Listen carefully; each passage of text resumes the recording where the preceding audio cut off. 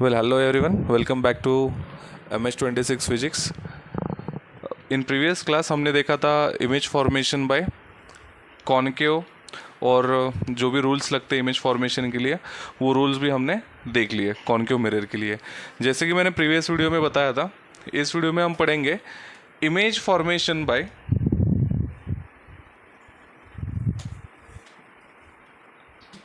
Image formation by convex mirror. एक quick revision देते हैं हम कॉन्वेक्स मिरर के रूल्स के।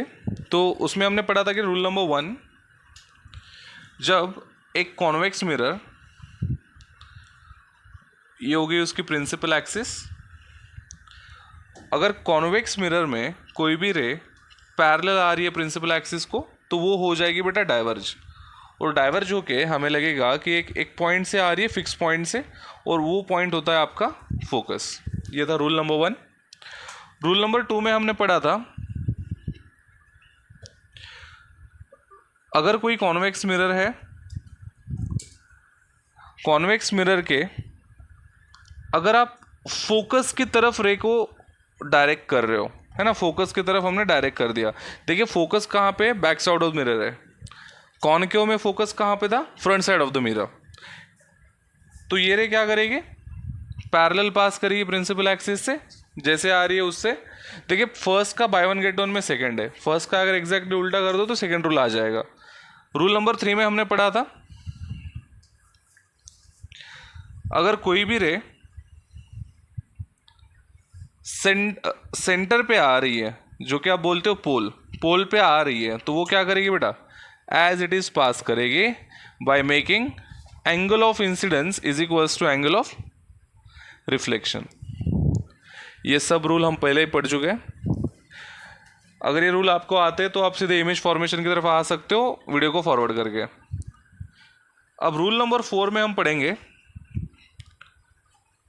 अगर कोई रे सेंटर ऑफ कर्वेचर की तरफ डायरेक्ट करे, है ना, कहाँ पे डायरेक्ट करे वाली है, सेंटर ऑफ कर्वेचर की तरफ। जो रे सेंटर ऑफ कर्वेचर की तरफ आ रही है तो वो रिफ्लेक्ट बैक करेगी as it is on a same path. ये 4 रूल हम पहले ही पढ़े थे, right. Now let us go for the image formation. अब देखो बेटा, प्रीवियस में हमने पढ़ा था कॉनकेव मिरर का। कॉनकेव मिरर में हमने लगभग 5 to 6 केसेस पढ़े कि इमेज कैसे बनती है। ऑब्जेक्ट पहले दूर था, है ना, फिर ऑब्जेक्ट नज़दीक आ रहा है और नज़दीक आ रहा है, तो इमेज हमारी बनी थी। इमेज कहाँ बनी थी, नज़दीक बनी थी, दूर बनी थी, ये सब अपन ने पढ़ लिए प्रीवियस में। अब इसमें पढ़ना है अपने को image formation by convex mirror. देखिए ये ना अपना बहुत प्यारा वाला केस है, क्योंकि इसमें बस 2 ही केसेस है। केस नंबर 1, जहाँ पे आप ऑब्जेक्ट को रखेंगे, object at infinity, right. Mirror लेना है और ऑब्जेक्ट को कहाँ पे रखना है बेटा, इन्फिनिटी पे रखना है। ये आ गया आपका इन्फिनिटी।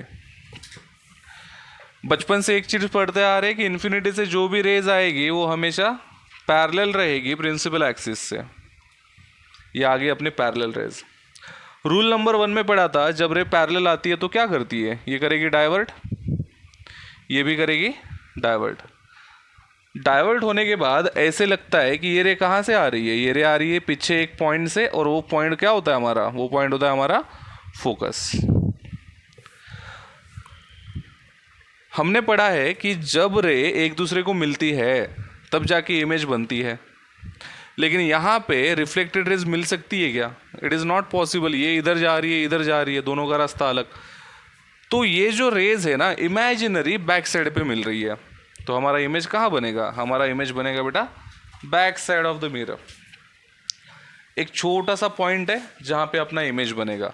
तो अगर मैं इमेज की बात करूँ तो for image,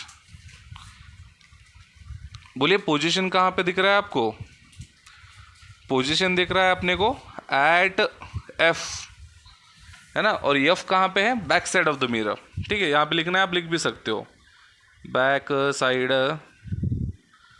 of the mirror. खत्म है। अब दूसरा, पोजीशन तो हो गई। अब देखते हैं बेटा कि इमेज का साइज क्या होगा, है ना। देखिए एक सिंपल सा टर्म है, जब इमेज फोकस पे बन रही है तो उसका साइज हमेशा रहेगा हाईली डिमिनिश्ड, हाईली डिमिनिश्ड। ठीक है, मिरर है हमारा कॉन्वेक्स, और कॉन्वेक्स मिरर में हमेशा याद रखना बेटा इसका नेचर रहेगा अपना वर्चुअल एंड इरेक्ट। ठीक है, नेचर हमेशा रहेगा वर्चुअल एंड इरेक्ट।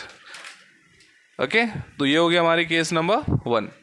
ठीक से देख लो क्या मिसिंग है। सबसे पहली चीज़ मिसिंग है अपना सेंटर, इसको नाम देना पोल को P और अपर्चर XY।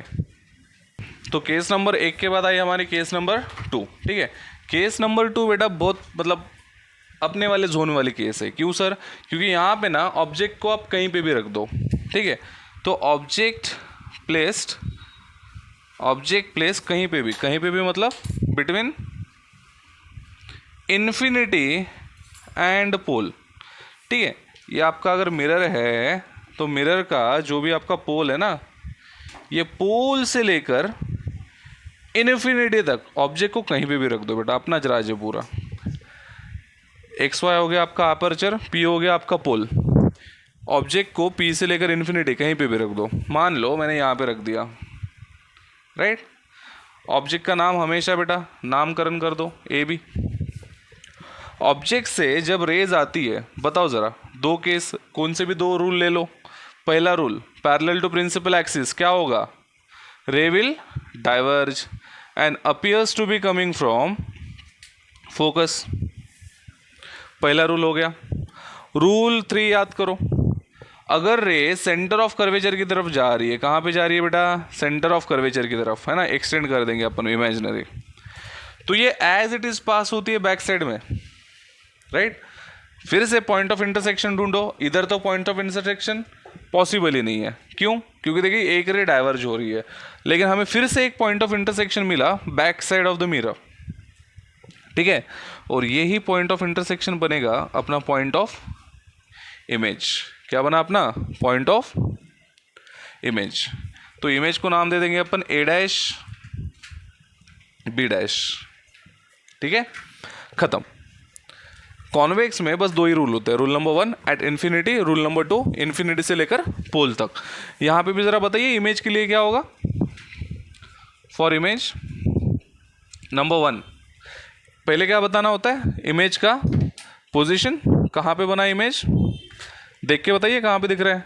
हाँ, बिटवीन पोल एंड कहाँ गया? फोकस। इमेज बना अपना between pole and focus, right. Number 2 ज़रा साइज बताएगा कोई? साइज क्या है? ऑब्जेक्ट ये है, इमेज ये है, मतलब ऑब्जेक्ट के कंपैरेटिव में छोटा इमेज है, तो क्या बना? साइज हो गया अपना डिमिनिश्ड, है ना, छोटा सा। और लास्ट में आएगा बेटा नेचर, जो मैंने अभी अभी बताया था। मिरर कॉन्वेक्स है तो नेचर क्या रहेगा? हमेशा virtual and erect, virtual and erect. Alright, so this is all for a day. Convex mirror के 2 रूल हमने पढ़ लिए। अब अगले लेक्चर में हम पढ़ने वाले हैं मिरर फॉर्मूला, मैग्निफिकेशन, और एक हाथ 2 न्यूमेरिकल साथ में निपटा देंगे। ठीक है, so for now this is all for a day. फिर मिलेंगे चलते चलते।